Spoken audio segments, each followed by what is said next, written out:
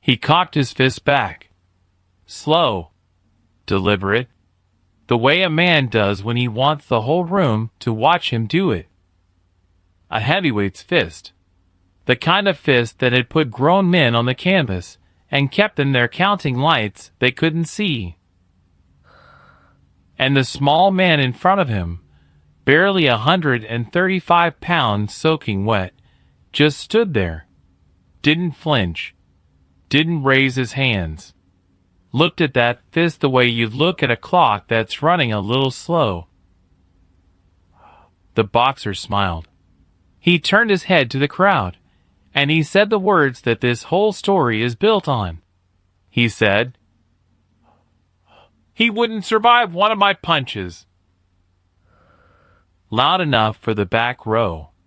Loud enough so nobody could pretend they didn't hear it.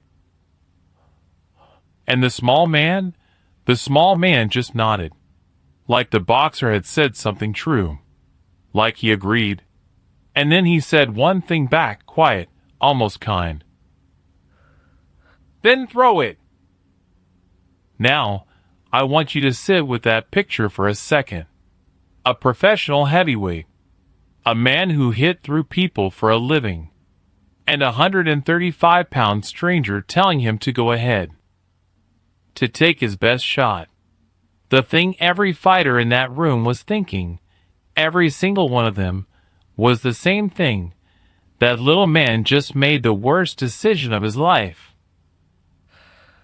They were wrong, every one of them, but it would take about 90 seconds for them to find out how wrong. Stick around, because that punch, the one he was so sure of, the one he'd built his whole reputation on, it never landed. Not once. And what the boxer figured out in the next minute and a half changed the way he understood his own hands for the rest of his life. He walked into that gym to teach a lesson. He walked out having learned one he never asked for. I've held the pads for heavyweights, 30-some years on the mats, and I've felt that kind of power come down the line into my forearms. I'll tell you the truth, there's hard, and then there's through you. Two different animals. A heavyweight straight right isn't a punch, it's a car accident with a glove on it. So when I tell you this little man stood in front of one and said throw it, I'm not telling you he was brave. Brave men get hurt. I'm telling you he knew something the boxer didn't. And the thing he knew, that's the whole story. So pull up a chair. This one you need to hear all the way through. You have to understand the time and the place, or none of this lands right. This is Los Angeles, back when the city still had two faces it showed nobody at once. There was the city of the lights, the studios, the people who came west to become somebody. And underneath that, threaded through the back streets and the warehouse districts, there was another city, a city of gyms. Real gyms. Not the kind with mirrors and music and a smoothie counter. The kind that smelled like 100 years of sweat soaked into the canvas, where the heat bag swung on a chain that had rusted brown, where men went to find out the truth about themselves, and a lot of them didn't like what they found. The boxing gyms were their own kingdom. And in that kingdom, there was one law, one religion, one thing everybody agreed on without ever having to say it out loud. The punch was king. Power was the only currency that mattered. You could be fast, you could be smart, you could be slick, but if a man could take everything you had and walk through it, and then hit you back one time, and end it, then all your speed and all your smarts were just decoration. They say the old trainers used to put it simple. They'd say, speed wins rounds. Power ends nights. And they believed it the way other men believe in the sunrise. Now into this kingdom, in those years, came something the boxing men didn't have a word for yet. They'd heard whispers of it. Men coming over from across the ocean, from Hong Kong, from the old cities, bringing fighting that didn't look like fighting. No gloves. No ring. No 3-minute rounds and a bell. Just bodies moving in ways that didn't make sense to a man raised on the jab and the cross. The boxing men had a name for it, and the name was not respectful. They called it dancing. They called it the chop chop. They'd watch a kung fu man go through his forms, those long flowing patterns, the hands cutting the air, and they'd laugh and they'd say, "That's pretty. Real pretty. Now let's see him eat a left hook." That was the wall. That was the thing this story is going to run straight into. Because the boxing men weren't fools. I want to be clear about that, right up front. They weren't stupid, and they weren't cowards, and most of them weren't even cruel. They were just certain. They had built their whole understanding of the world on a foundation that had never cracked. They had seen, with their own eyes, hundreds of times, the moment when a smaller, faster man's whole strategy turned to dust the instant a real puncher landed clean. They had a lifetime of evidence. And when a man has a lifetime of evidence, you cannot argue him out of his certainty. You can only show him. You have to take him to the edge of the thing he's sure of, and let the ground fall away. And in this particular gym, on this particular stretch of those years, the certainty had a face. The certainty had a name. He was the heavyweight you're going to meet in the next chapter. And you remember the man with the camera from the harbor fight, the one I told you about before? He was there for this too. Same fella. Standing at ringside with that beat-up press camera he carried everywhere, the one with the cracked leather strap. He had a habit of turning up wherever the small man in black turned up. Like he knew. Like somebody had told him to follow the quiet ones, because that's where the real stories happen. He never got the photograph he wanted that day. I'll tell you why later. But he was there. He saw it.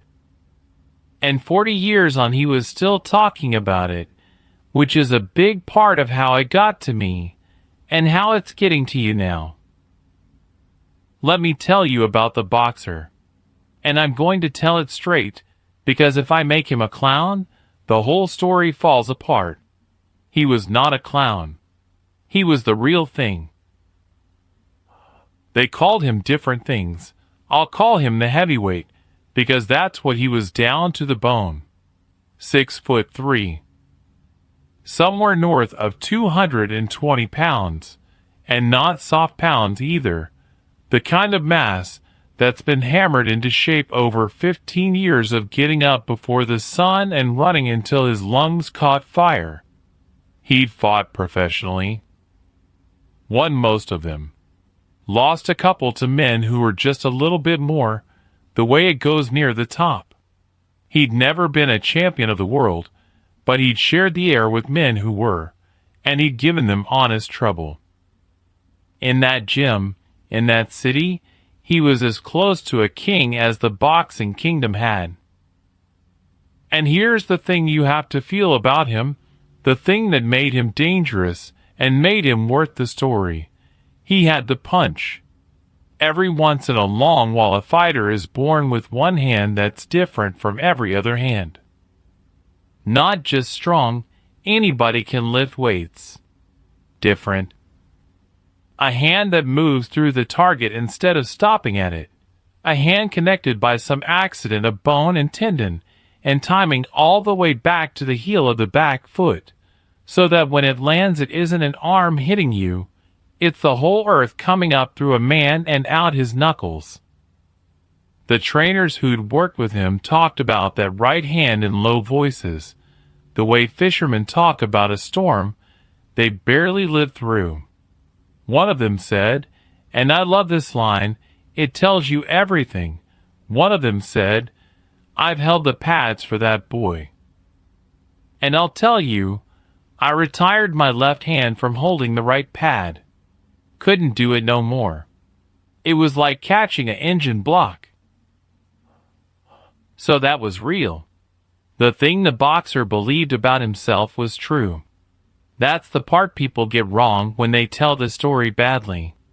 They make him a loudmouth with nothing behind it. No. The horror of it, the beauty of it, was that he had every right to his certainty. He'd earned it. 220 pounds of earned, proven, documented power. When he said he wouldn't survive one of my punches, he wasn't bragging. In his world, with everything he knew, he was stating a simple fact. The same way you'd say a man can't breathe underwater. It's not an insult. It's just biology. And he wasn't a bully, not in his heart. The men who knew him said he was, most days, a quiet sort. Polite to the old-timers. Gentle with the kids who came in to learn. The cruelty, when it came, wasn't his nature. It was his certainty defending itself. And that's a thing I want you to watch for as this goes, because it's the real engine of the whole story. A certain man is never crueler than the moment something starts to threaten the thing he's certain about. He doesn't even know he's doing it. He just feels the ground shift under his feet, and he lashes out to make it solid again. He had a way of dealing with the kung fu men when they wandered into his kingdom. They came around sometimes, curious or looking to test themselves, or just passing through. And the heavyweight had a routine for them. He wouldn't fight them. That was the genius of his cruelty, if you can call it genius. He'd be welcoming. He'd smile, big and warm, and he'd say, come in, show us what you got." And he'd let the kung fu man go through his forms in the middle of the gym floor while the boxers leaned on the ropes and watched. And the kung fu man would do his thing. Beautiful, controlled, all that flow, and the room would be polite. Quiet. And then, when it was done, the heavyweight would clap. Slow. Just slow enough. And he'd say something like, "That's something. That's really something." And the whole room would understand exactly what he meant, which was, "That's a dance, and this is a fight, and you've just shown us you don't know the difference." He never had to throw a punch. The humiliation was in the applause.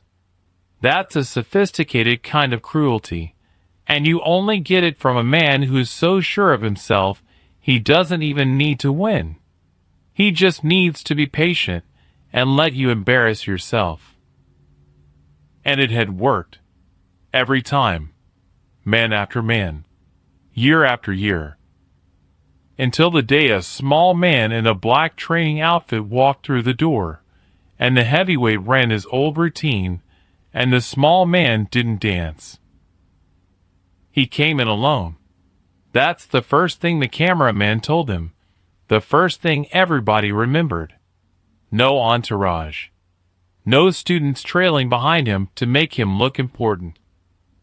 Just a slim young man in plain black, carrying himself with that particular kind of stillness that you only notice if you know what you're looking for.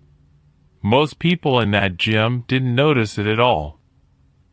They saw a skinny kid who'd wandered into the wrong building. They went back to their bags and their rope. But a couple of the old trainers, the ones who'd been around long enough to have their certainty dented once or twice, a couple of them looked up and got quiet, because they saw the stillness. They saw the way he moved between the equipment without ever bumping anything, without ever seeming to hurry, his eyes taking in the whole room in one slow pass, like a man reading a page he'd read before. One old cornerman, a fellow who'd worked 1,000 fights, He leaned over to the kid next to him and said, "Watch that one." And the kid said, "Why?" And the old man said, "Because he's already counting the exits, and he ain't scared of any of 'em." I love that, because it's the truest thing anybody said all day, and the man who said it didn't even fully know what he meant. The small man, and you know who he was, you know who this is, but in that gym, that day, he was nobody, he was just a kung fu fella. He walked the floor a while. Watched the heavyweights work. Watched the bags jump on their chains. And here's the part that started it, the part that lit the fuse. He watched the heavyweight hit the heavy bag. And he didn't look impressed. He didn't look scared. He looked interested, the way you'd look at a clock you were trying to figure out. Tilted his head a little, like he was watching a problem and already seeing the shape of the answer.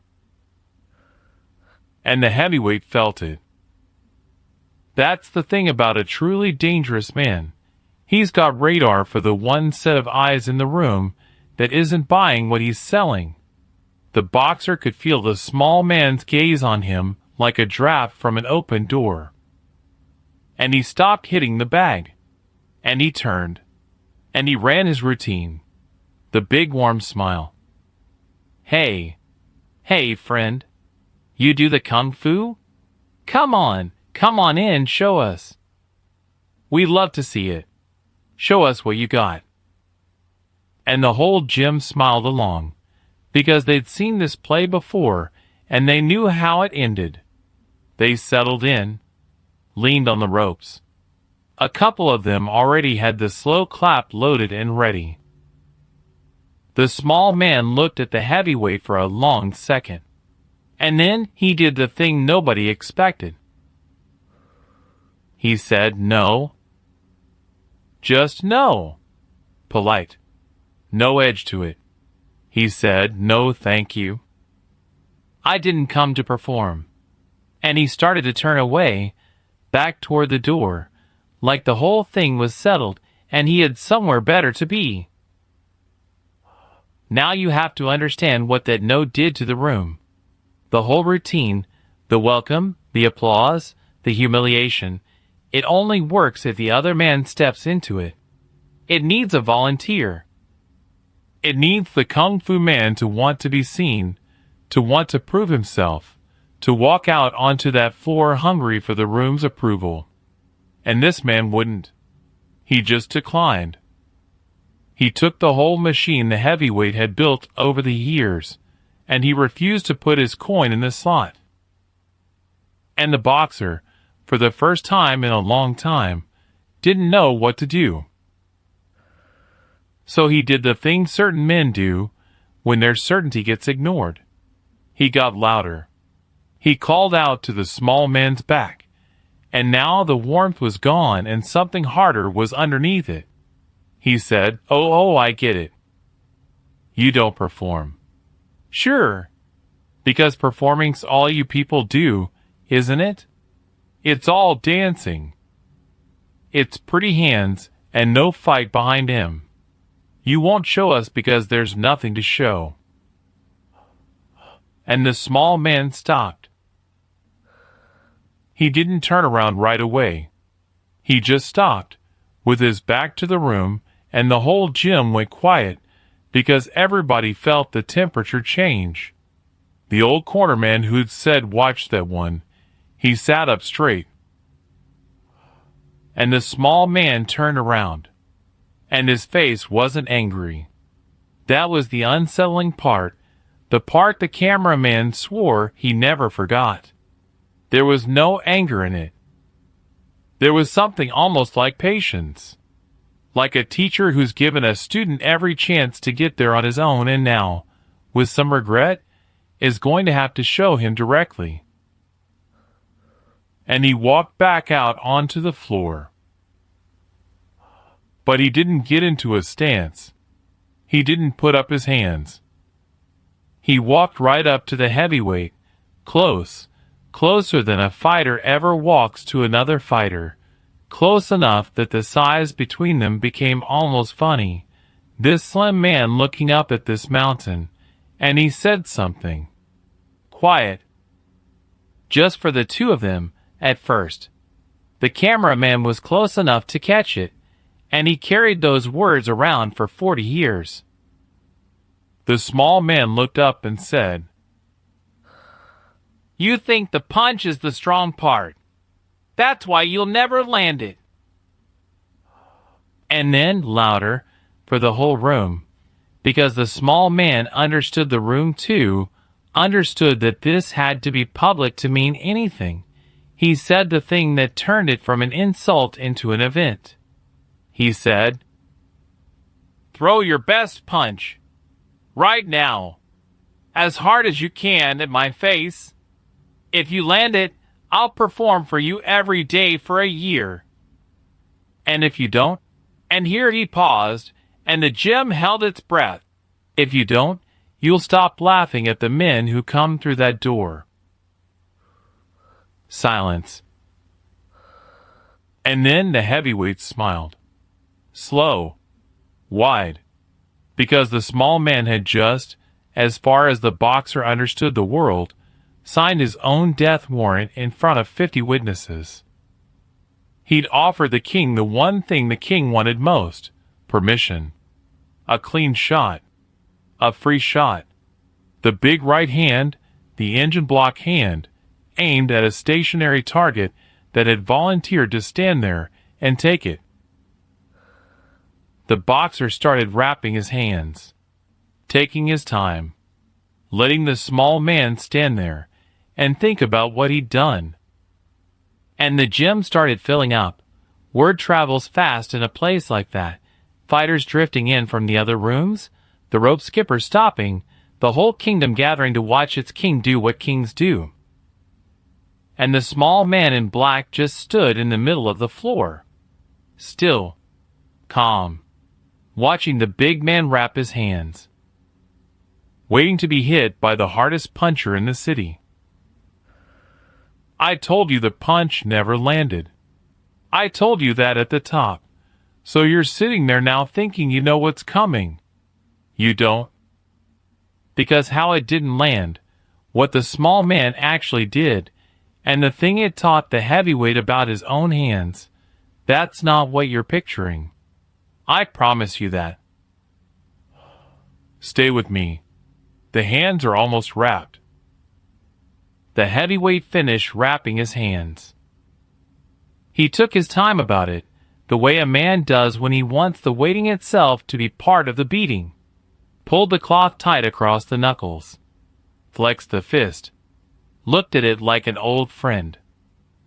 And the whole time the small man in black just stood there in the middle of the floor, feet a little apart, hands hanging loose at his sides. Weight settled down into him like water finding its level. Not a fighting stance. Nothing you'd recognize. Just a man standing in a room, easy as you please, waiting to get hit by the hardest puncher in the city. And the boxer, when he was ready, he didn't rush it. He walked into range slow, set his feet, and he asked the small man one more time, not warm now, but careful, the way you'd give a man one last chance to step back from the edge. He said, "You sure about this?" And the small man said, "Whenever you're ready." So the heavyweight loaded it up. Now I want you to understand what that means, because the people who weren't there can't feel it. When a 220-pound professional sets himself to throw the right hand with bad intentions, you can see the power gather. It starts in the floor. The back foot screws down into the canvas, the hip begins to turn, the shoulder drops and coils, and all the mass starts moving in one direction, like a wave deciding to become a fist. The old cornerman told them later he'd seen that exact windup put a man in the hospital. He said when he saw the heavyweight load it the way he loaded it that day, I closed my eyes. I'm an old man, and I've seen 1,000 fights, and I closed my eyes, because I did not want to watch a man die in my gym. The punch came. And here's where I have to slow it all the way down, because the whole story lives in about half a second, and if I let it go by at full speed, you'll miss the thing that matters. The fist left the boxer's shoulder, traveling fast, heavyweight fast, which is faster than people think. Big men hide their speed inside all that size. It came on a straight line for the small man's face. A clean shot. A killing shot by every law the boxing kingdom believed in. And the small man wasn't there. I don't mean he ducked. I don't mean he slipped it the way a boxer slips, that little drop and roll of the head that takes you an inch off the line. I mean by the time the fist arrived at the place where his face had been, his face was somewhere else, and it had gotten there so early, so unhurried, that nobody in the room could tell you the exact moment he'd moved.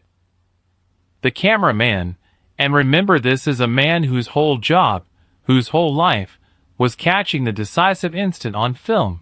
The cameraman said he had the camera up, had it framed, finger on the trigger.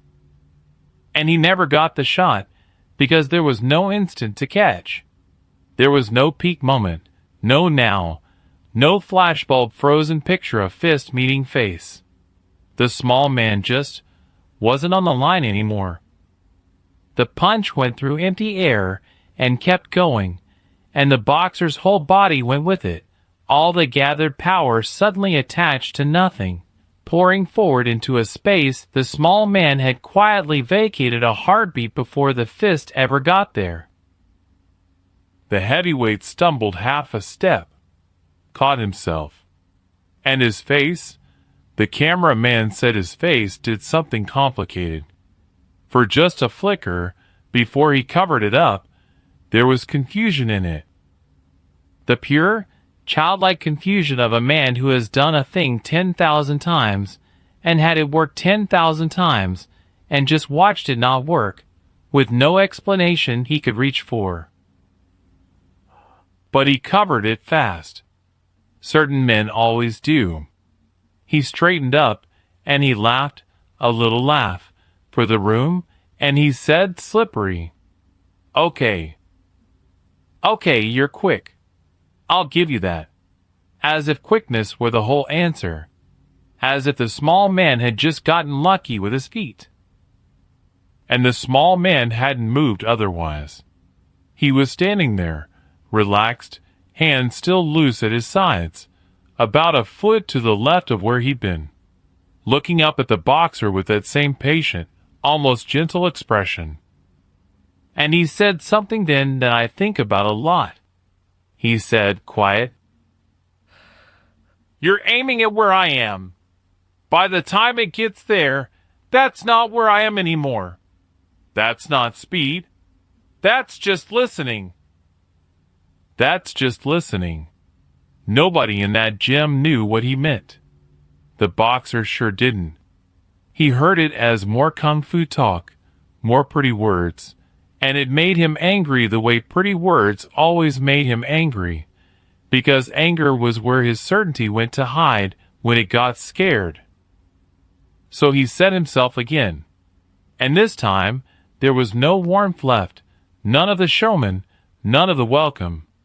This time he meant to take the little man's head off his shoulders. The second punch was worse than the first. Meaner. The heavyweight didn't telegraph it as much. He was a real fighter, remember, he could adjust. He tightened it up, cut the wind-up shorter, tried to take away the time. Threw it as a straight right down the pipe with everything screwed in from the floor. And the same thing happened. But it happened in a way that started to scare people. And I'll tell you why. The first time, the room could explain it. He's quick. Quick, they understood. Quick fit inside their world. But the second time, the boxer threw it better, tighter, faster, less warning, and the result was exactly the same. The small man wasn't there. And not frantically not there, not scrambling, not lucky. He drifted off the line with the same unhurried calm as before, like the punch was a slow tide he could read coming in, and he stepped around the edge of it and let it spin itself in the empty air past his shoulder. And now the boxer was committed to the miss. All that power going forward into nothing. A big man's worst enemy is his own missed power, because it takes him with it. He lurched, had to take a real step this time to keep his feet. And for just a second, the king of the boxing gym was off balance and out of position in the middle of his own kingdom, with a 135-pound man standing calmly at his elbow, close enough to end it, choosing not to. That's the moment the room started to turn. You could feel it, the cameraman said. It moved through the gym like a change in the weather. The slow claps that had been loaded and ready, they never came. The smirks faded. The men leaning on the ropes stood up a little straighter. Because fighters, real fighters, they know things in their bodies before they know them in their heads. And every fighter in that room was beginning to feel, down in the animal part of him, that he was watching something he didn't have a category for. Their whole lives, the story had gone one way. The puncher loads up, the puncher lands, the smaller man folds. They'd seen it 1,000 times. It was as reliable as gravity. And here was a man for whom gravity wasn't working, and the longer it went on, the more it frightened him, because if this could happen, if the big right hand could be made into nothing by a skinny man who barely seemed to move, then what else that they were certain of wasn't true? That's the thing nobody tells you about certainty. It doesn't crack a little at a time. It holds, and it holds, and it holds, and then it goes all at once, and when it goes, it takes a piece of the man with it. These fighters weren't just watching their king miss. They were watching the floor of their world develop a crack, and they were leaning over the edge of it, and they couldn't look away. The heavyweight felt the room turn too. Of course he did. That's the cruelest part of it for him. He wasn't a stupid man. He could feel his own kingdom going quiet around him, and there is no lonelier feeling on this earth than the silence of people who used to cheer for you. And it did to him what it does to every certain man when the certainty starts to slide. It made him wild. He'd been a craftsman a minute ago, a man with the best right hand in the city. Now he started to become something else. He started throwing. Not boxing. Throwing. The left hook off the missed right. Then a wild overhand. Then a flurry, both hands, the discipline coming apart, the beautiful clean mechanics dissolving into a big man swinging at a ghost. And the small man dealt with all of it the same way, that drifting, listening, unhurried way, slipping just off each line, never blocking, never countering, never hitting back, just not being there, over and over and over. While the heavyweight's punches carved through empty air, and his breath started coming ragged, and the sweat started flying off him, and the room got more silent with every miss. And here is the detail that I think is the heart of the whole thing. The detail the cameraman held on to longest, the one he'd lean in close to tell you like it was a secret. The small man wasn't trying to make the boxer look bad. He could have. Easy. With the boxer that off balance, that wild, that open, the small man could have stepped in at any second and ended it, dropped him, embarrassed him in front of his whole kingdom the way the boxer had embarrassed a dozen kung fu men over the years. The room was waiting for it. Half of them wanted it. There's a hunger that comes up in a crowd when the king starts to fall, an ugly hunger, and you could feel it gathering in that gym. But the small man didn't feed it. He just kept slipping the punches. Calm. Almost sorrowful. Like a man waiting patiently for a storm to wear itself out, taking no pleasure in the rain. He wasn't beating the heavyweight. He was outlasting the lie the heavyweight believed. There's a world of difference, and you'll see why it matters before this is done. The boxer threw maybe 15, 20 punches in that flurry. Not one of them touched the small man. Not a glove. Not a graze. And then the heavyweight did the thing that bodies do, the thing that no amount of will can stop. He gasped.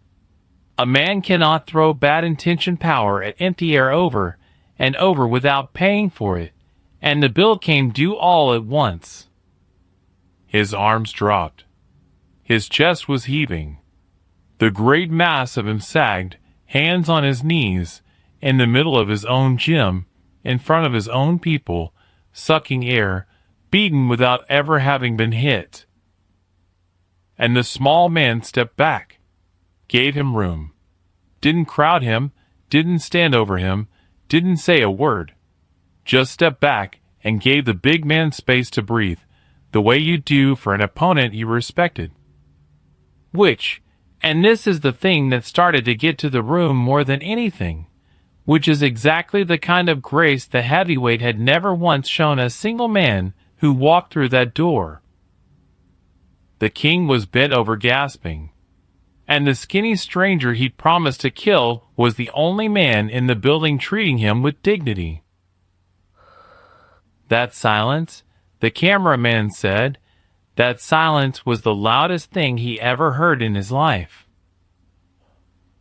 Now I have to step out of the gym for 1 minute, because there was a man in that room who understood what he was watching better than anybody else there, and what he understood is the key that unlocks this whole thing. The old corner man. The one who'd said watch that one when the small man first walked in.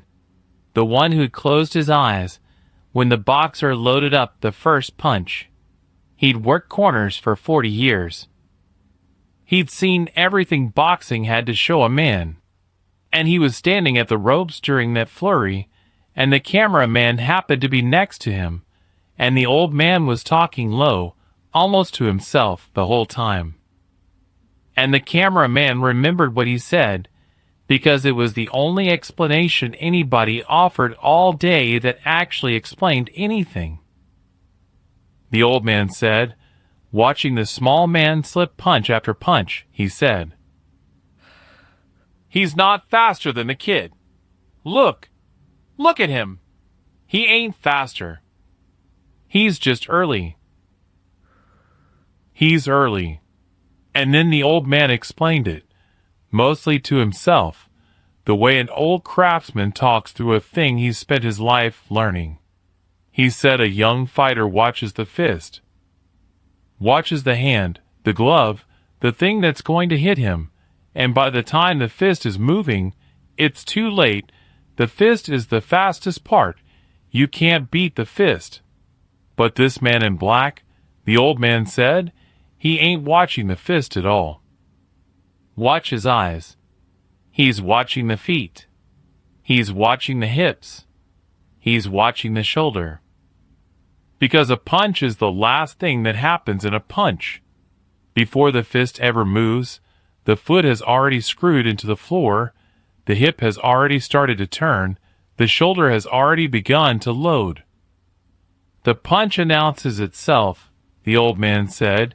It announces itself a whole quarter second before it leaves, if you know where to read it, and this fella's been reading the whole sentence while everybody else waits for the last word.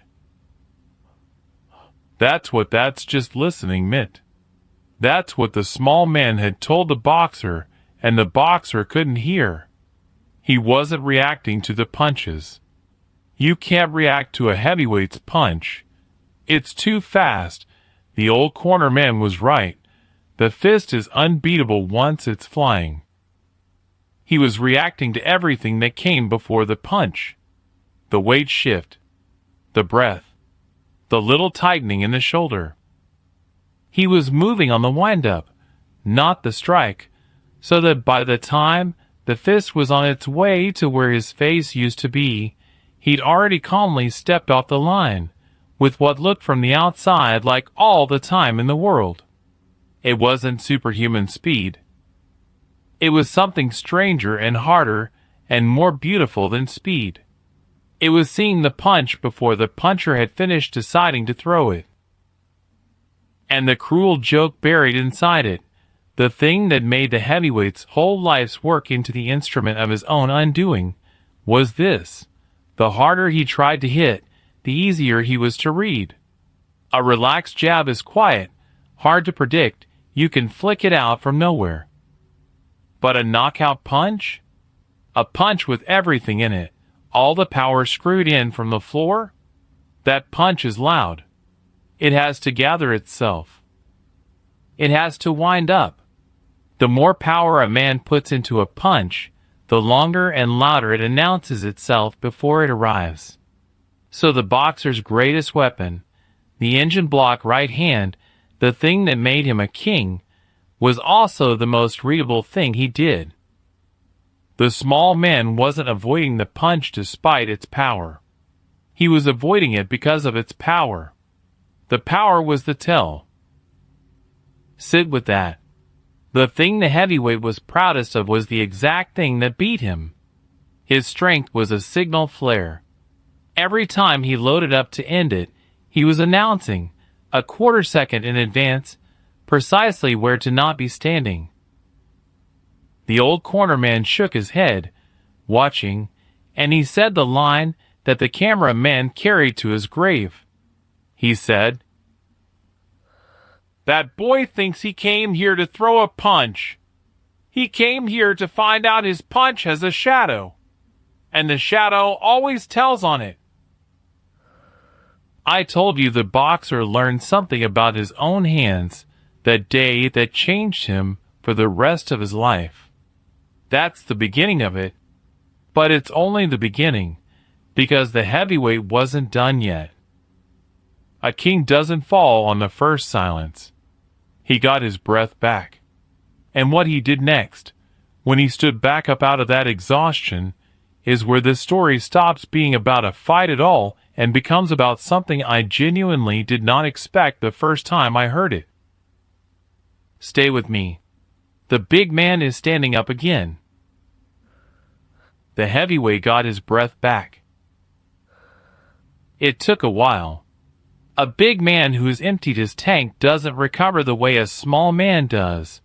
There's more of him to refill. So for the better part of a minute, the king of that gym stayed bent over his own knees, sucking the stale air of his own kingdom, while 135 pounds of strangers stood back and waited, patient, giving him room.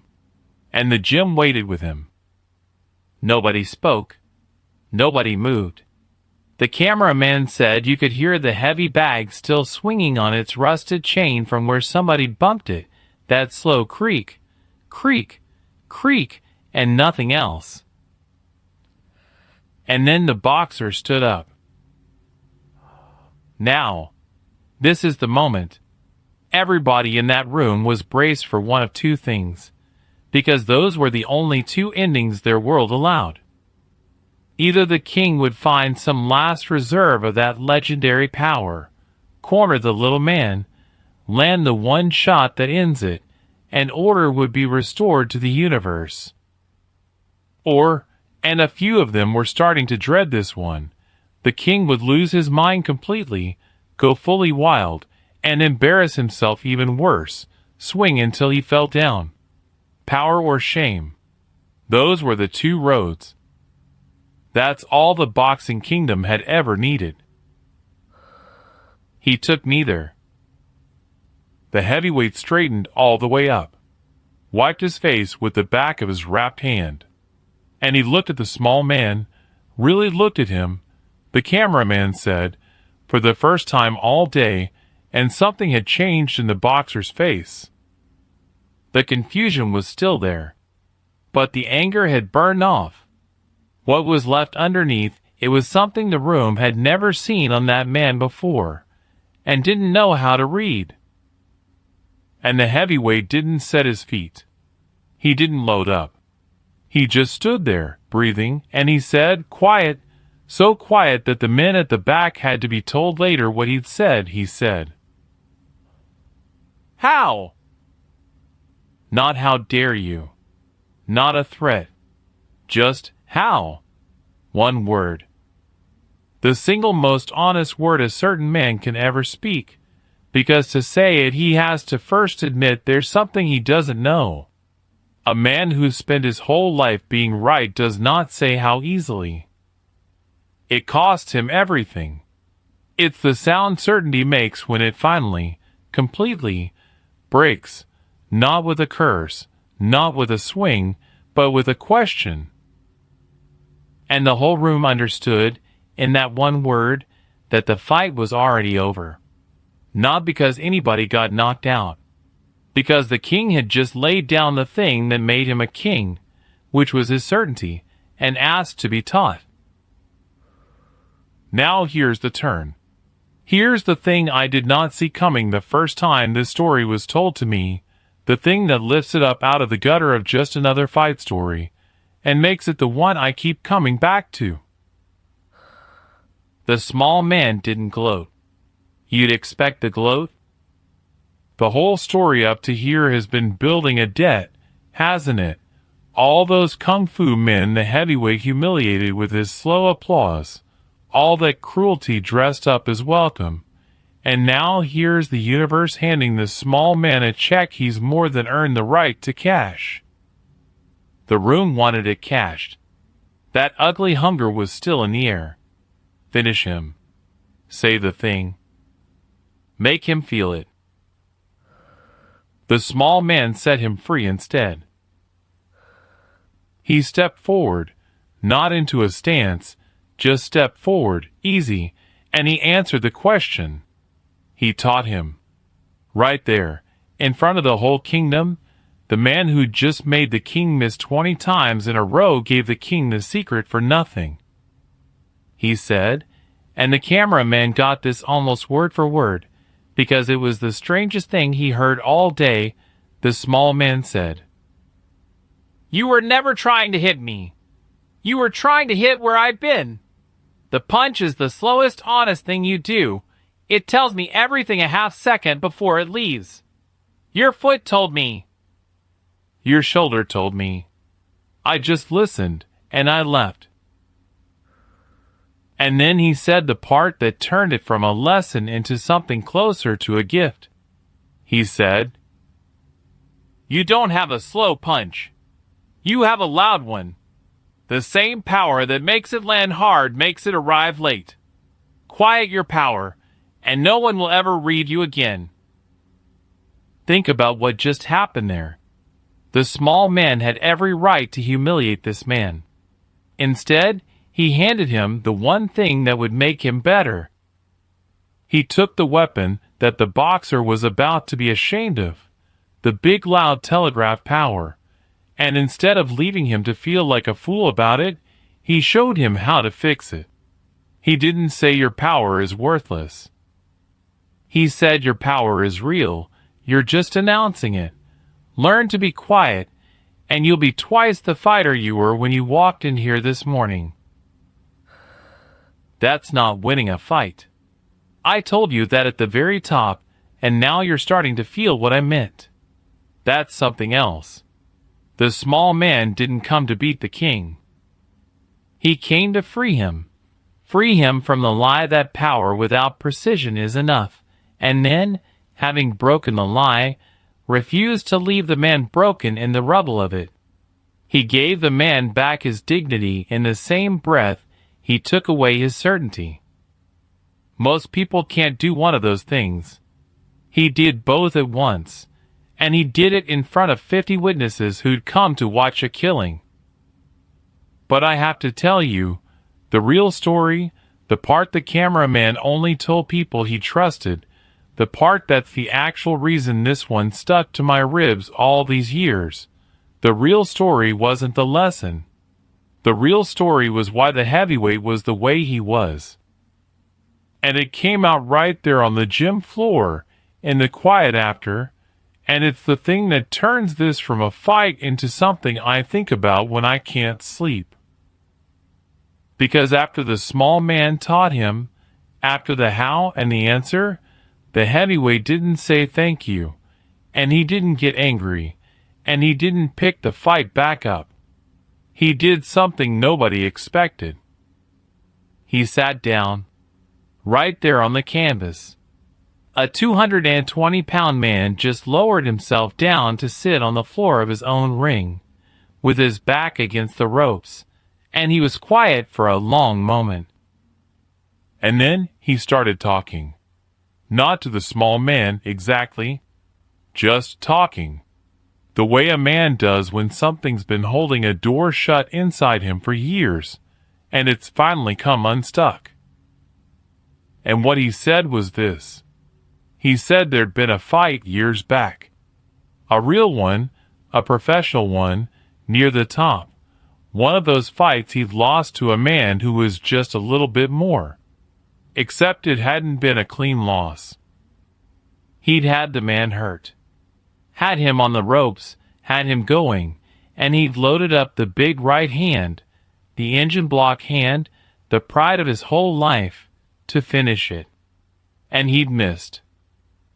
Thrown it with everything, missed clean, and the other man had slipped it and countered, and that was the fight. That was the loss. That was the closest he ever came to being a champion of the world, and it went out the window on one missed punch. And he'd never understood why he missed. For years. It had eaten at him. He'd told himself the other man got lucky. Told himself it was a fluke. But somewhere down deep, in the part of a man that won't accept a comfortable lie, he'd always known there was something he didn't understand about his own best punch. Some flaw, some shadow, that turned up at the worst possible moment and cost him the only thing he ever really wanted. And every kung fu man who'd walked through that door in the years since, every one he'd humiliated with the slow applause, the cameraman understood it now, watching the king sit broken and honest on the canvas. The boxer hadn't been humiliating them. He'd been keeping the question away. As long as he could make the strange fighters look foolish, he never had to wonder whether one of them knew the thing he didn't.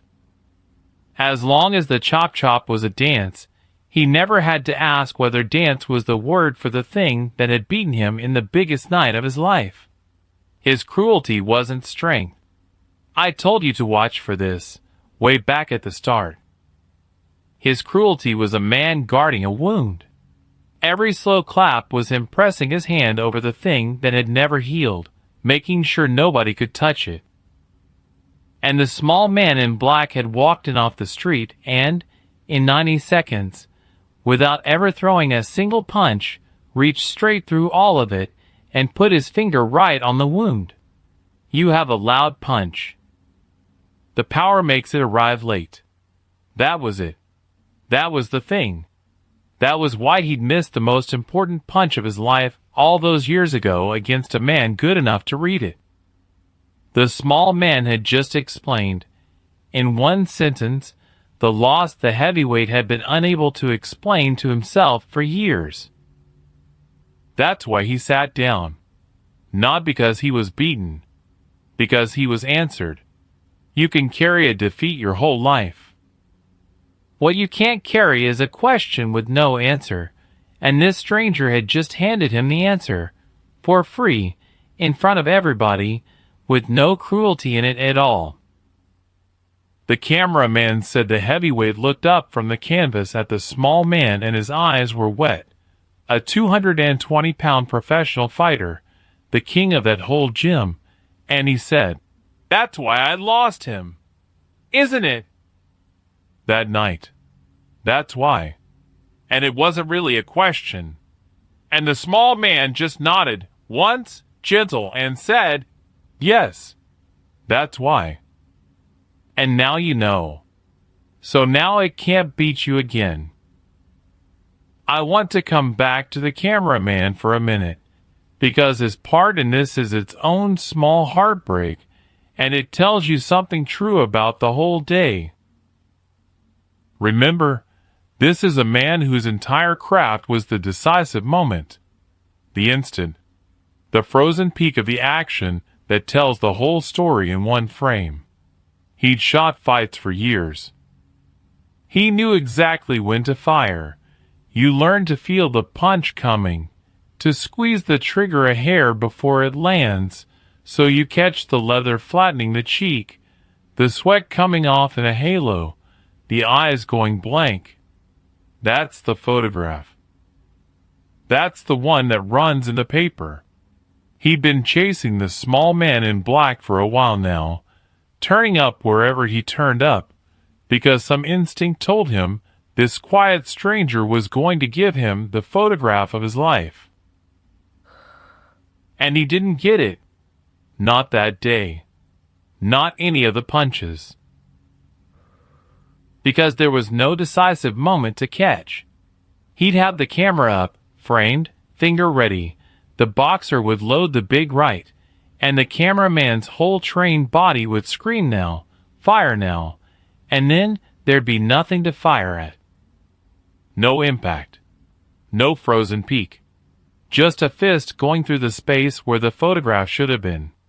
He told people, years later, that he must have not taken the greatest pictures of his career in that gym. 20 perfect sets, 20 punches, and not one of them had a now in it. The small man had taken even that away. He'd robbed the moment itself of its peak, dissolved the instant that the whole violent world is built around.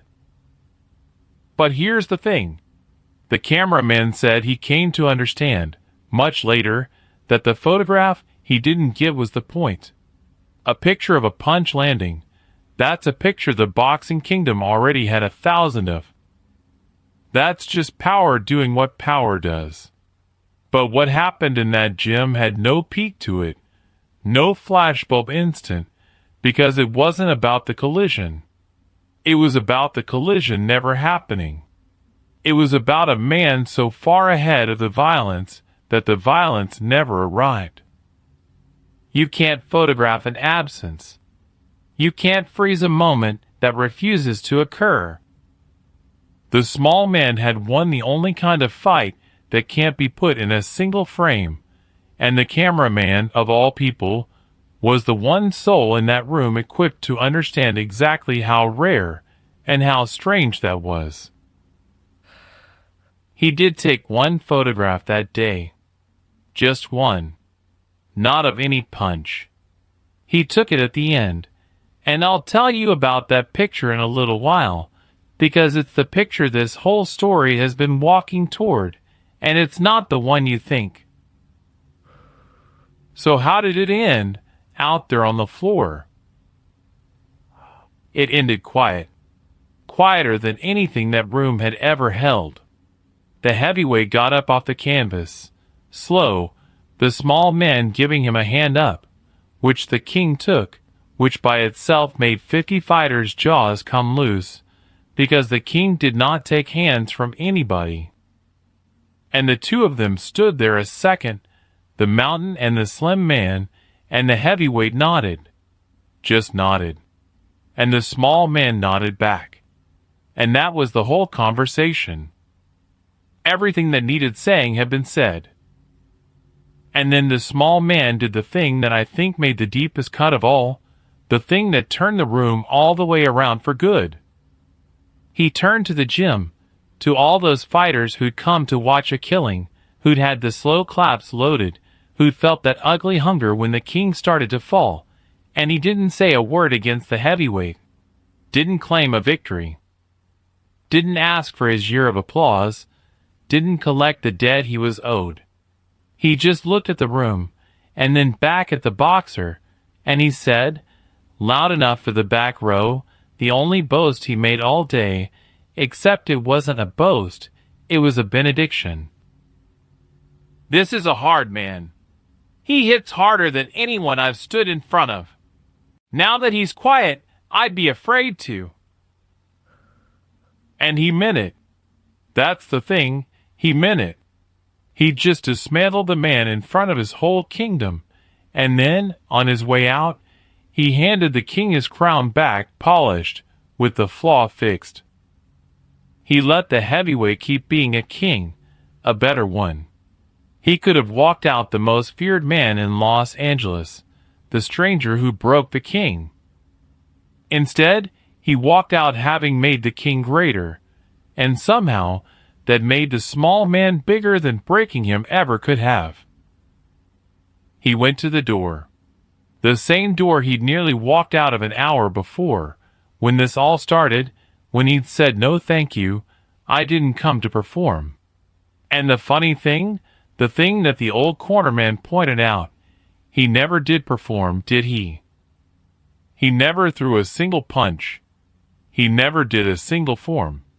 He gave that room the most complete demonstration of his art that any of them would ever see, and he did it entirely by not doing, by absence, by listening, by leaving. The Kung Fu man who refused to dance gave them the only dance that ever mattered, and it was a dance with no steps in it at all. He stopped at the door, turned back one last time. The whole room watching him now was something that had passed all the way through fear and out the other side into something like awe. And he said one more thing, to the heavyweight, but really to all of them, and it's the line the old corner man repeated for the rest of his life whenever a young fighter came in too proud of his power. The small man said, "The punch was never the strong part. You were. You just had it pointed at the wrong thing." And he left. I told you the boxer learned something that changed him for the rest of his life. I've told you most of it now. The shadow on the punch, the loud power, the wound under the cruelty. But there's a piece I've been holding back. Because the story doesn't end at that door. What happened to the heavyweight after, years after, is the part that makes the cameraman's one photograph mean what it means. And it's the part that's going to leave you with the question I want you carrying around after this is over. Stay with me. The king's still standing. The story's not done with him yet. Here's what happened to the heavyweight after the small man walked out that door. For a few weeks, nothing. The story is that he didn't talk much. The fighters in the gym, they didn't bring it up, because you don't poke at a king's wound when the king's still bleeding. They half expected him to find the stranger, run him down, demand a rematch, something to set the kingdom right again. That's what their world said a man does when he's been shown up. He comes back harder. He didn't. He did something none of them had a name for. He went back to work. But he went back to work differently. The men who watched him said the first thing they noticed was that he got quiet on the bag. You remember how he used to hit it. That big loud loaded power. The chain rattling, the whole rack shaking. Now he started hitting it soft. Slow. Almost gentle. And they thought, at first, that something had broken in him, that the stranger had taken his nerve along with his certainty. They figured the king was done. They were wrong about that, the same way they'd been wrong about everything else that day. Because what the heavyweight was doing on that bag, hitting it soft, hitting it quiet, over and over, week after week, was the thing the small man had told him to do. Quiet your power, and no one will ever read you again. He was teaching his big loud right hand to stop announcing itself. He was taking the wind-up out of it, taking the tell out of it, learning to throw the engine block punch with none of the noise that came before it. And that is a slow, humbling, ugly process for a grown man who's already a professional. It means going back to being a beginner, in front of the people who used to call you king. It means looking bad on purpose, for months, to be better later. Most men can't do it. Most men, when they get shown a flaw that public, they double down on the old way, because the old way is who they are, and admitting the flaw feels like dying. The heavyweight didn't double down. He went back to the bag like a student. And the old corner man, the one who'd seen the whole thing, the one who understood it better than anybody, the old corner man started staying late to work with him. Just the two of them. The lights half off. The big man throwing the quietest punches of his life into the pads, and the old man nodding, and neither of them saying much. They say it took the better part of a year. And then the heavyweight fought again. A real fight. Back near the top, against a real man, the kind of fight that mattered. I'll tell you the truth here, because this is the part where the legend wants to run away with itself, and I'd rather keep my feet on the ground. I don't know every detail of that fight. Nobody who told me the story did either. But the part everybody agreed on, the part that came back to that gym and got told and retold until it became the proof of the whole thing, was the ending. The heavyweight had his man hurt. Late in the fight.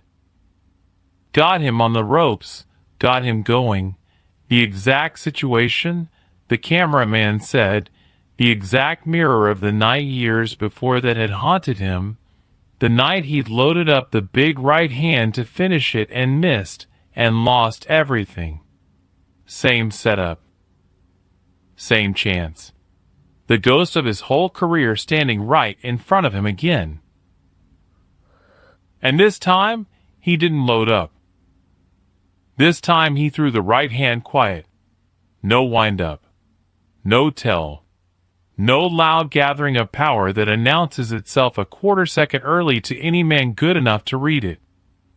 He threw it the way the small man had shown him, the way he'd spent a year of soft, humbling work on a half-dark bag learning to throw it.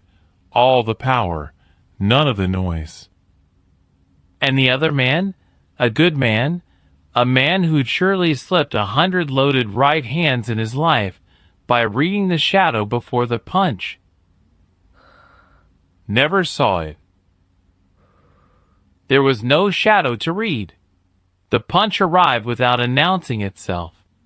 The first the other man knew of it was the canvas. The heavyweight finally landed the punch he'd missed his whole life. And he landed it because a stranger he'd promised to kill had stood in front of him a year before, made him miss 20 times in a row, and then, instead of leaving him broken, told him exactly why, and how to fix it, and walked out without collecting a thing for it. Now, you want to sit with the shape of that for a second. The small man never threw a punch, but the hardest punch the heavyweight ever landed, the one that finally made him what he'd always wanted to be, that punch belonged to the stranger as much as to the boxer. The man who refused to fight taught the puncher how to truly punch. The man who wouldn't perform gave the king the performance of his life, a year later, in a ring the small man never even stood in. That's the thing about real teaching. It shows up late. It shows up in rooms the teacher will never enter. The small man won that day in the gym, but the real win, the one that counted, landed a year later in a fight he didn't see, thrown by a hand that used to belong to his enemy. And now I can tell you about the cameraman's one photograph. The one he took at the end of that day in the gym, the only frame he shot, the picture this whole story has been walking toward. I told you he never got the punch. 20 perfect sets, and not one of them had a now in it, because the small man had stolen the decisive moment right out of the air. The cameraman was a wreck about it.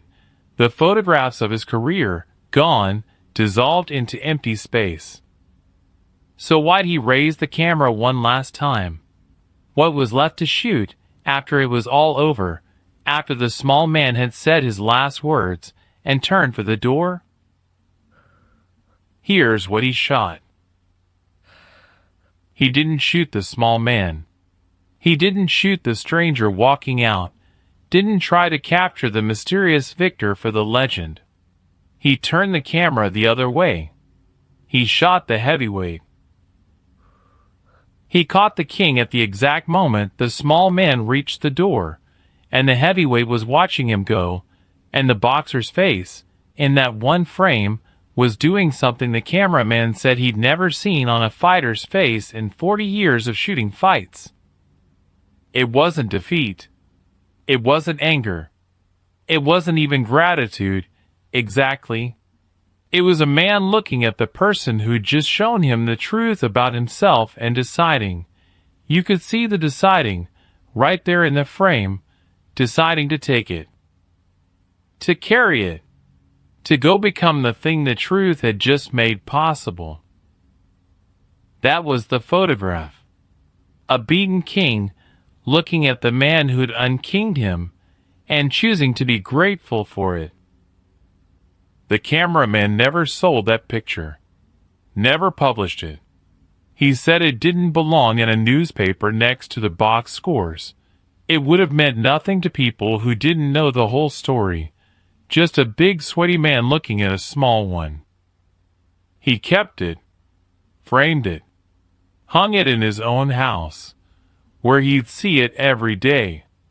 And when people came over and asked about it, who are those two, what's that picture, he'd tell them the whole thing, start to finish, the way it's been told to you. And he'd always end it the same way. He'd tap the glass right over the heavyweight's face, and he'd say, "That's the moment a man got beat and got better in the same second. You don't get to see that twice in a life. I saw it once, and I was the only one pointing a camera the right way."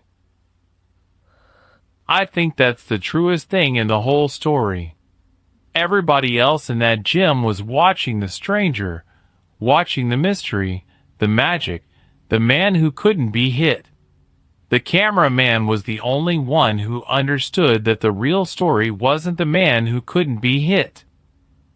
It was the man who got hit right in the certainty, the deepest place a fighter can be hit, and stood back up a better man for it.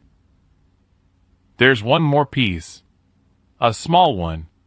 And it's the piece that turns the whole thing into a circle and closes it. Remember the bet? The small man, at the very start, had said it out loud in front of 50 witnesses. Throw your best punch. If you land it, I'll perform for you every day for a year. And if you don't, you'll stop laughing at the men who come through that door. He won the bet. The boxer never landed. By the terms of it, the heavyweight owed him the end of the cruelty, the end of the slow applause, the end of the routine that had humiliated a dozen men. And the small man walked out without ever mentioning it. Never collected. Just left. But the debt got paid anyway. Because here's what the gym became in the years after. You remember the heavyweight's old routine. The warm welcome, come in, show us what you got, and then the slow clap that cut a man to ribbons. After that day, the cameraman said, that routine never happened again. Not once. When kung fu men wandered into the kingdom now, curious or testing themselves, or just passing through, the heavyweight didn't run the bit on them. He'd watch them work. Quiet. Respectful. And sometimes, if one of them was good, he'd nod the way the stranger had nodded at him. And once in a while, This is the part that gets me. Once in a while he'd walk over to one of them after, and he'd say, "Lo, just between fighters." You ever been hit by a man who quiets his power? No. You will be. And when you are, don't be ashamed of it. Ask him how. That's all. Just ask him how. He'd become the door. You understand? The small man told him you'll stop laughing at the men who come through that door, and the heavyweight didn't just stop laughing. He turned himself into the man who welcomed them. Honestly, this time, the king who used to humiliate the strangers became the king who told the strangers the secret. The cruelty didn't just end. It reversed. The debt got paid with interest by a man who was never even asked to pay it, because once you've really learned a thing, you can't help but pass it on. That's not honor as a rule somebody enforced. That's honor as a thing that grows in a man once the lie's been cleaned out of him. And the small man never knew. Probably never thought about that gym again. He'd moved on, the way he always did. There were other rooms, other certainties to dismantle, other men to free.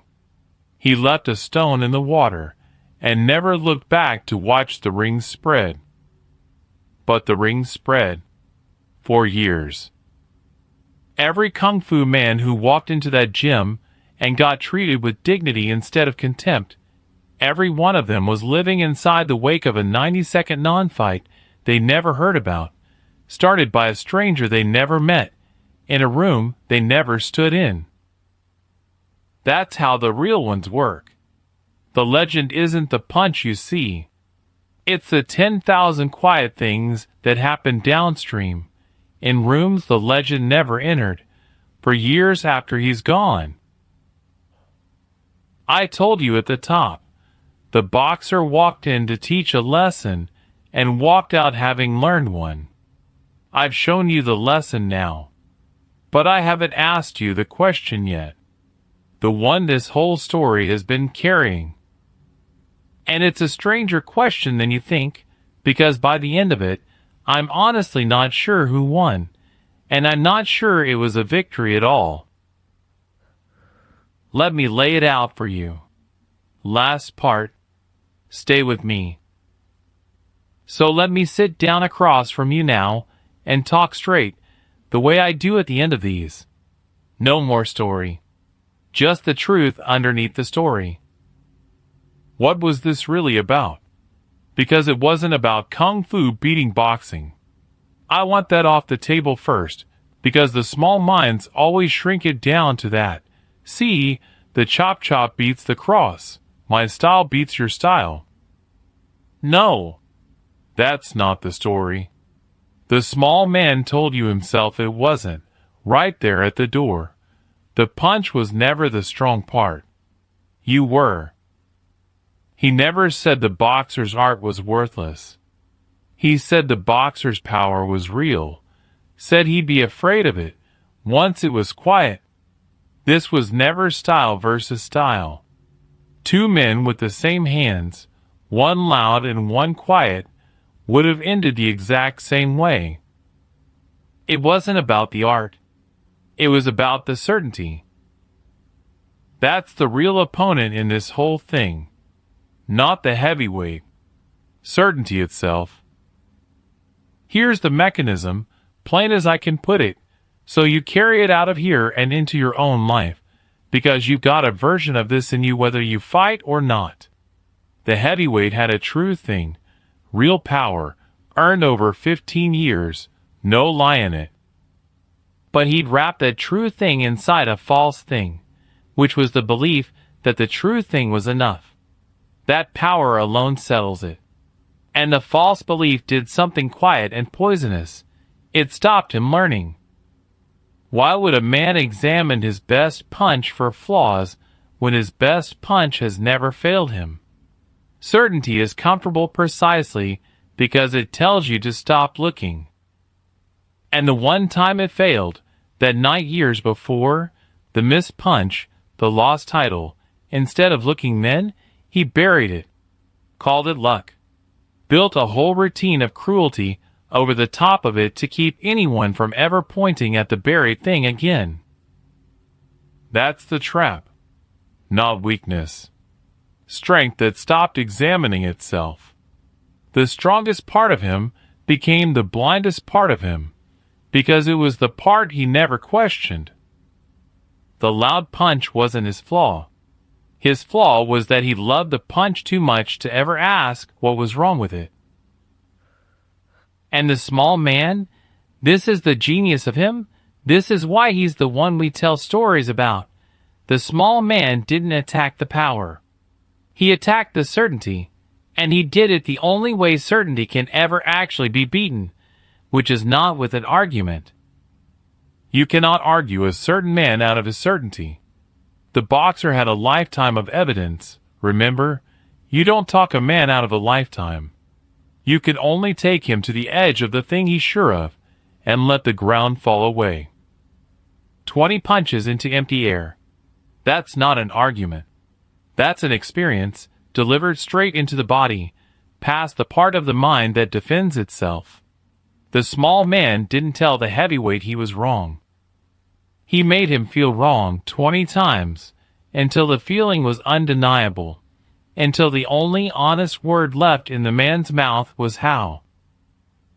And I want to give you the loud punch idea on its own, clean, because it's bigger than fighting, and I don't want you to leave it in the gym. Power announces itself. The more of it you load, the louder it announces.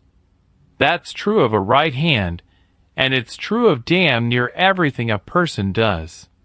The man who's loudest about how strong he is, that's the man telegraphing the most. The big obvious force, the thing that looks unstoppable, is almost always the thing that's easiest to see coming and step around, because it had to gather itself so visibly to get that big. Loud power is readable power. The quiet thing is the dangerous thing. You felt this. The loudest man in the room is rarely the one you should watch. The threat that announces itself at full volume is the one you have the most time to deal with. It's the quiet one, the one with no wind-up, no tell, no gathering, that you never see until it's already landed. The heavyweight spent his whole life being the loudest power in every room, and mistook the volume for the danger.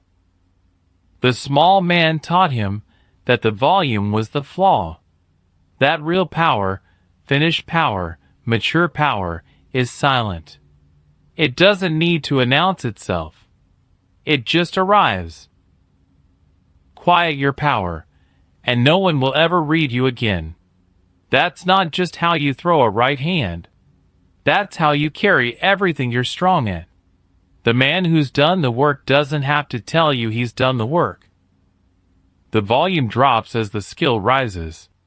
And the day you stop needing to announce your strength is the day your strength finally becomes unanswerable. Now I owe you my honesty about the whole thing, because I always draw this line, and I'm not going to stop now. Did it happen exactly like this? In every word, every line, the how, the wet eyes, the bet, the photograph? I'll tell you what I tell you every time. Stories like this one live in the space between what happened and what mattered. Did a small man make a big puncher miss a lot of times in a gym in Los Angeles in those years? That kind of thing happened, yes. The reading the wind-up, the moving on the tell, that's real, that's craft. The old cornerman's explanation is the soundest fight wisdom in the whole tale, and any honest trainer will back it. Did the heavyweight then go in a fight a year later with a quieted punch, and turn himself into the welcoming door for every stranger after? That's where the legend takes the wheel. That's the part that's gotten rounder and cleaner every time it's been told, the way a stone gets smooth in a river. I can't hand you that part as fact. I won't pretend to. But here's the thing, and it's the thing I believe all the way down. The legend is rounder than the truth, because the truth was trying to become the legend the whole time. People didn't make this story up out of nothing. They made it up out of something they'd seen, a real principle, a real day, a real kind of man, and they sanded it smooth because the smooth version says the true thing more clearly than the messy real one ever could. The facts blur. The lesson sharpens. That's not a lie. That's how human beings keep the wisdom and let go of the clutter. I'd rather hand you a story that's a little too clean and completely true in its bones than a pile of verified facts that don't teach you a thing. So take the mechanics as gospel, the loud punch, the readable power, the certainty that stops a man learning, and take the rest as a river-smooth stone. Both are doing their job. And now the question, the one I've been carrying this whole time, the one that's stranger than it looks. I told you, at the end of the last part, by the time this is over I'm not sure who won. And I want you to really chew on that, because the easy answer is the small man won. Obviously, he made the king miss. But did he? Think about who walked out of that gym changed. It wasn't the small man. He left exactly as he came, calm, certain, complete. He dismantled a man's whole world in 90 seconds, and it cost him nothing, moved nothing in him. He got into no fight, risked no defeat, learned no lesson. He won, sure, but winning didn't do anything to him. He was the same man at the door as at the bag. The one who walked out transformed, the one who got the title a year later, who became a better fighter and, harder than that, a better man, who turned his cruelty inside out and spent years welcoming the very strangers he used to humiliate.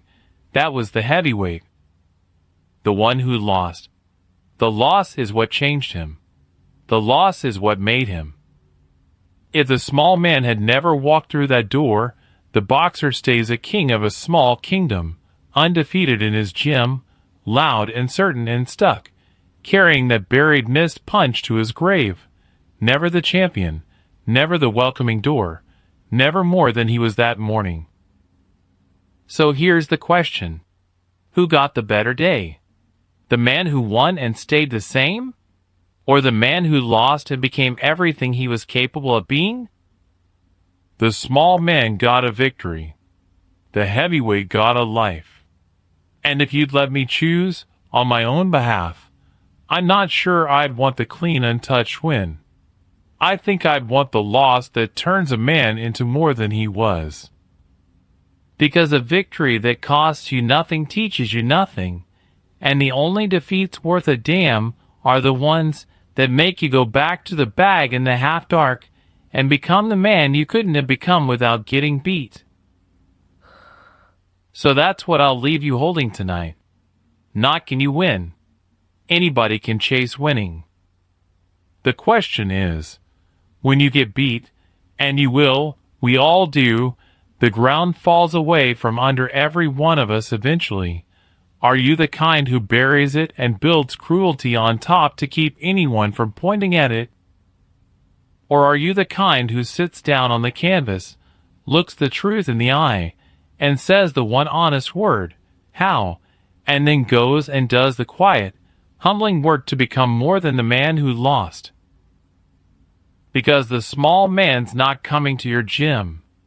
Nobody's going to make you miss 20 times and then gently hand you the secret. You've got to be your own small man in black. You've got to walk up to your own loud, certain, comfortable strength, the thing you never examined because it's never failed you, and ask it what its shadow is, while there's still time, before the one punch that matters most goes sailing past where the target used to be. That's the whole story. The man who refused to fight, who never threw a punch, and somehow taught the hardest hitter in the city how to finally land the one that counted. Sit with it. Sit with the question. And if it did something to you, you already know what to do. I'll have another one for you soon. There's a man I haven't told you about yet. Quiet fella, never raised his voice, ran a school where the toughest students were the ones who'd already lost everywhere else. And the day a champion walked in to expose him as a fraud, well, that one's got its own shadow on it. But that's for next time. Take care of yourselves out there, and quiet your power.